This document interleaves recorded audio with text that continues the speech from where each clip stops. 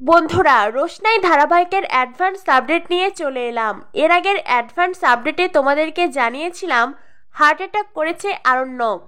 রোশনাই আরণ্যকের মাথায় পুজোর ফুল ছোঁয়াতে আরণ্যকের কাছে যেতে চায়, কিন্তু আরণ্যকের পুরো পরিবার রোশনাইকে বাধা দেয়। রোশনাই হাতে পায়ে ধরে মিনতি করলো, কেউ রোশনের কথা শোনে না। বাধ্য হয়ে রোশনাই ত্রিশূল নিয়ে আরণ্যকের পরিবারের দিকে তেড়ে যায়। রোশনাই বলে, কেউ যদি আমাকে আমার স্বামীর কাছে যেতে বাধা দাও তাহলে আমি তোমাদের শরীরকে দুটুকরো করে ফেলবো। রোশনাইয়ের এমন রূপ আগে কেউ দেখেনি, সবাই বেশ ভয় পেয়ে যায়। এরপরে রোশনাই আরণ্যকের কাছে ছুটে যায়। আরণ্যকের কপালে ভগবানের আশীর্বাদের ফুল ছোঁয়াতেই আরণ্যক ধীরে ধীরে রেসপন্স করে। অন্যদিকে হসপিটালে আসে গরিমা। গরিমা হসপিটালে আসতেই আরণ্যকের মা বলেন, গরিমা তুমি এসেছো? গরিমা সত্যি বাদশার অবস্থা ভালো নয়। গরিমা বলে, আন্টি তোমার ছেলের কিচ্ছু হয়নি, ওই সব কিছুই ও ড্রামা করছে। আগের মতোই গরিমা আবারও আরণ্যকের অসুস্থতাকে নাটক বলে, যেটা শুনে বেশ বিরক্ত হয়ে যায় ছোট জেঠুমণি। এরপরেই রাজা জাহ্নবী গরিমাকে রোশনের কথা খুলে বলে, রোশনাই কিভাবে হসপিটালে এসেছে, কি করে ত্রিশূল হাতে সবাইকে ভয় দেখিয়েছে, আর এখন রোশনাই আরণ্যকের কাছে আছে। এই সব কথা শুনে গরিমা রেগে যায়। গরিমা বলে, ওই মেয়েটার এত বড় সাহস, ও আবারও এখানে এসেছে। আমি এক্ষুনি রোশনের সাথে দেখা করতে চাই। এত সময় আরণ্যককে নিয়ে গরিমা একটুও চিন্তিত ছিল না। যেই না শুনেছে রোশনাই আরণ্যকের পাশে আছে, এখন গরিমারও আরণ্যকের কাছে যেতে হবে। সেটা যদি রোশনাইয়ের সাথে লড়াই করে হয় তাহলে তাই। আদিত্য এসে গরিমাকে বলে, ঠিক আছে, তুমি যদি রোশনাইয়ের সাথে দেখা করতে চাও তাহলে যাও, রোশনাই ওপরেই আছে, তুমি চাইলেই রোশনাইয়ের সাথে দেখা করতে পারো। গরিমা বলে, ও আচ্ছা, আপনিও এখানে এসেছেন। একটা কথা বলুন তো, যার সাথে মুম্বাই থাকছেন সে কিনা এখানে এসেছে আরেকজন ছেলের কাছে থাকতে, আপনি আবার তার সাথেও থাকবেন, আপনার কি ভালো লাগবে?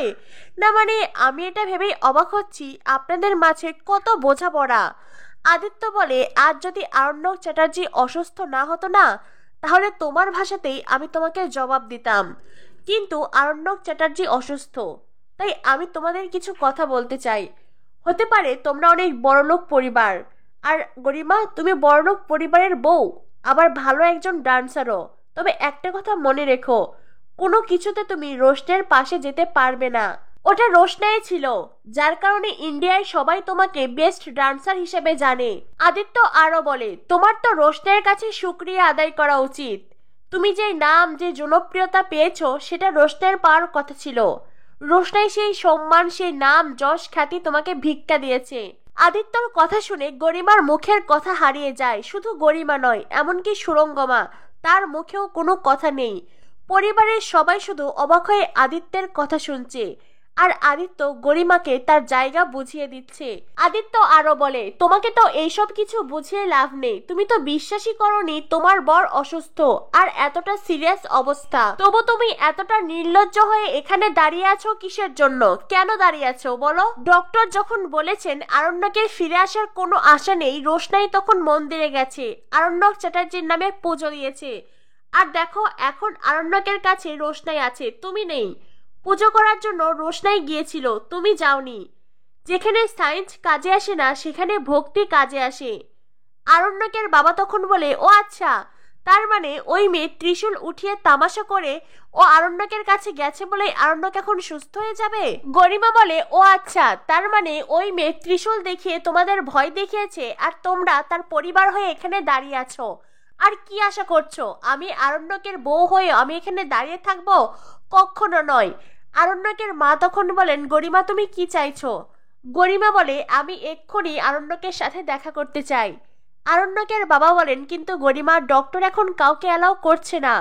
গরিমা বলে, রোশনাই যদি একজন বাহিরের মেয়ে হয়ে আরণ্যকের কাছে থাকতে পারে, তাহলে আমি ওর বউ হয়ে কেন যেতে পারবো না? আমি আর বউ হয়ে এখানে দাঁড়িয়ে থাকবো? কখনো নয়। ছোট বলে, তুমি বারবার করে নিজেকে বউ বউ বলছো গরিমা, কিন্তু একবার কি ভেবে দেখেছো সত্যিই কি তুমি আদৌ আরণ্যকের বউ? মানে তুমি স্ত্রীর কোন ধর্মটা পালন করেছো? যখন ছেলেটা অতটা অসুস্থ তুমি তখন তাকে ফেলে তোমার মায়ের সাথে চলে গেলে। সুরঙ্গমা বলে, আমার সাথে চলে গেল মানে কি? ছোট বলে, হ্যাঁ, যেটা সত্যি সেটাই বলছি। তুমি আরণ্যককে ওখানে ফেলে চলে গেলে, একবারও ভাবলে না ছেলেটার কথা? আবার এখন এসে নিজেকে বউ দাবি করছো। আজ যদি তুমি সত্যি সত্যি ওর বউ হতে না আর বউয়ের ধর্ম পালন করতে, তাহলে আমাদেরকে এখানে দাঁড়িয়ে থাকতে হতো না, আর রোশনাইও আজ আরণ্যকের পাশে থাকতো না, আর তুমিও এখানে দাঁড়িয়ে ছটফট করতে না।